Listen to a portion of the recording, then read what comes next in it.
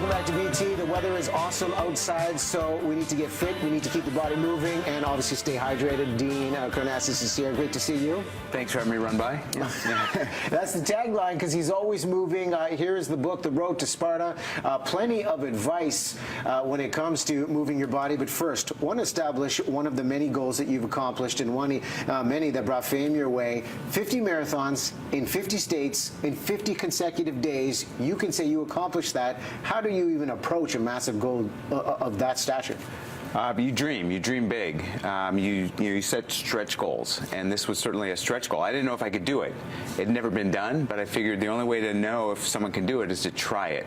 So I went about setting it up and thought, give it your best shot and see what happens. And 50 days later, I finished the New York City Marathon in 3 hours and 30 seconds. So amazing. After 50 days, your body my body actually grew stronger. I thought it might either break down or get stronger. It grew stronger. My fastest marathon was the number 50.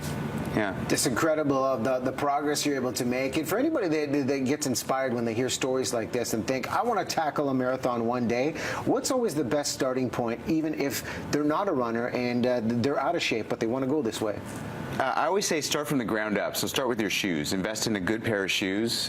Get some orthotics if you need them, or some insoles. I work with Sole Custom Inserts, which is based here in Canada. So get some inserts, and then start running for time, not mileage. A lot of people find that trying to run 5 or 10 kilometers in a clip is too intimidating. So say I'm going to run for 5 minutes. Literally, I'm just going to try to run for 5 minutes without stopping. Most people can't do it. They sprint, and then they get out of breath, and they start walking at about 2.5 minutes in. So train yourself to run and regulate your pace for 5 minutes, and then just build from there. I like the simplicity of this message, because in your blog posts, in your book, you have plenty of tips on how to really change your mindset and reach for bigger goals, and that exercise doesn't just happen in the gym. It can happen at any point in time. So how do you lay out your day to keep your body moving?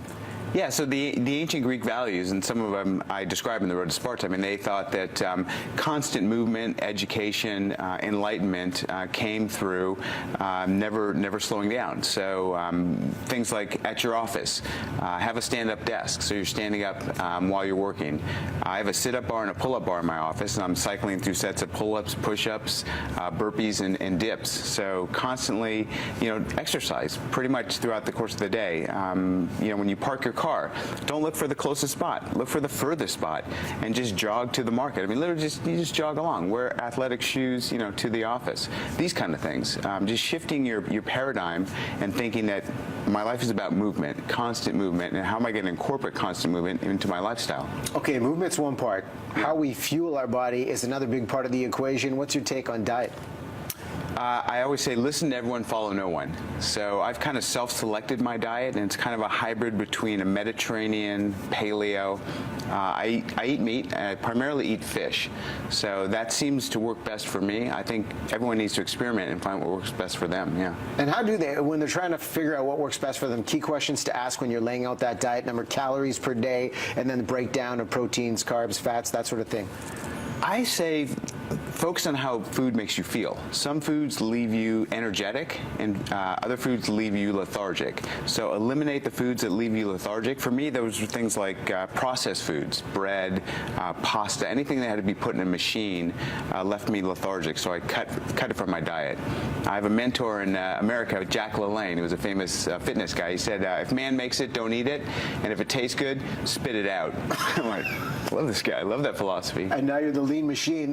There's so many tips to go through. Maybe one of the final ones we'll throw out here, and this encompasses the idea of never stopping and really looking at today, but getting lost on purpose. What do you mean by that? Yeah, wander. I think too many people get stuck in a routine and they never experience anything new. So I say put on a pair of running shoes and wander around your city. Pick new routes. Never run the same course twice. Like when I work out on my running, I never run the same route twice in a row. So change it up.